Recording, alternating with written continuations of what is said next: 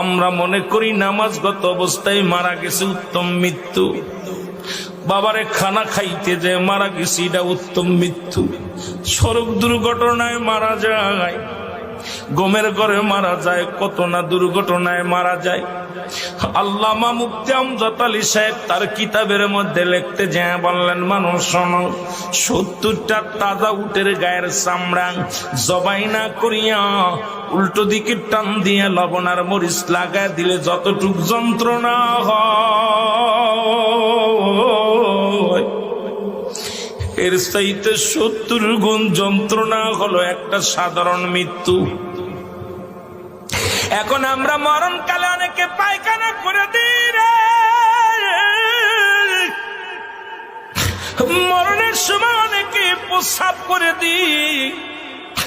অনেক দাদা বাবার চোখটা বড় বড় হয়ে গেছে মরণের সময়। অনেকের মরণের সময়, মুসলমান শুনে নাও, অনেকের মরণের সময় এই দুটি অমুসলমান জিহ্বাটা বাইর হয়ে গেছে। তাদের মরণটা কত কঠিন হয়। সহজ মৃত্যু যদি এত কঠিন হয়, কঠিন মৃত্যুটা কত কঠিন। আর কত মানুষের জানাজা পড়লা, কত মানুষের দাফন করলা, কত মানুষের শেষ গোসল করে দিলা।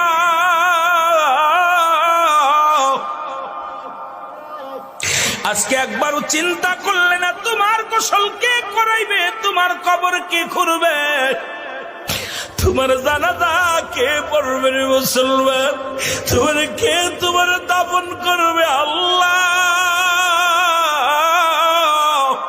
এই কার জন্য তুমি সুদ খাও, কার জন্য ঘুষ খাও, কার জন্য জিনা ব্যভিচার করো, কার জন্য মিথ্যা মামলা দাও, মিথ্যা কথা বলো, কার জন্য পরের বউ ভেঙে নিয়ে যাও, কার জন্য তুমি অন্যায় পথে পা বাড়াইলা, দুনিয়ার সম্পদ করলাও।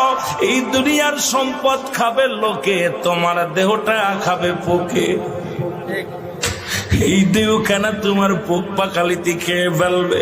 ও মুসলমান, এমন দেহ করো যে দেহটার মধ্যে পোকা লাগবে না, যে দেহটার মধ্যে কোনো পোকা মাকড় এসে লাগবে না, সাপ বিচ্ছু লাগবে না।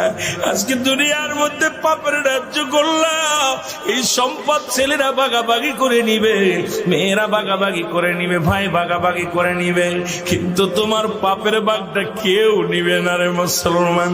আজকে কেন এত পাপ রাজ্যে তোমরা পা দাও? কেন তোমরা নামাজ পড়ো না? কেন রোজা রাখো না? কেন তোমরা শরীয়তের বিধান মানো না?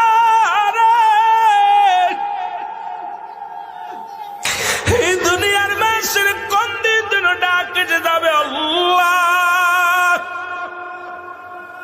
এই দুনিয়ার মায়া ছেড়ে চলে যাব। এই দুনিয়ার ভিতরে ছিলাম না, থাকবো না, থাকা সম্ভব নয়।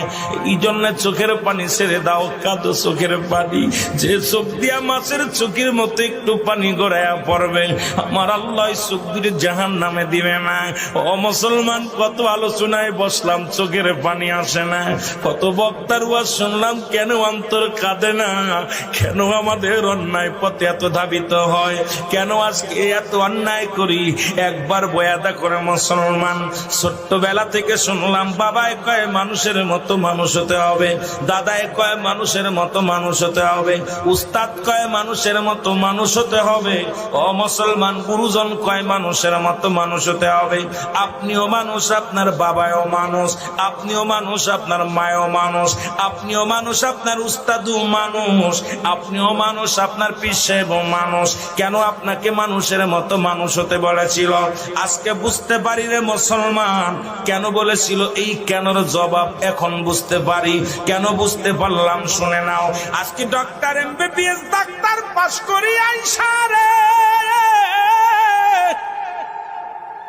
টাকার জন্য যাদের অপারেশন থিয়েটারে যাই না, আজকে ডাক্তারি PhD করিয়া বড় বড় ডিগ্রি নিয়ে ডাক্তার হইয়া টাকার জন্য যাদের হাতে রোগী মারা যায়, এই ডাক্তারগুলো মানুষ না অমানুষ?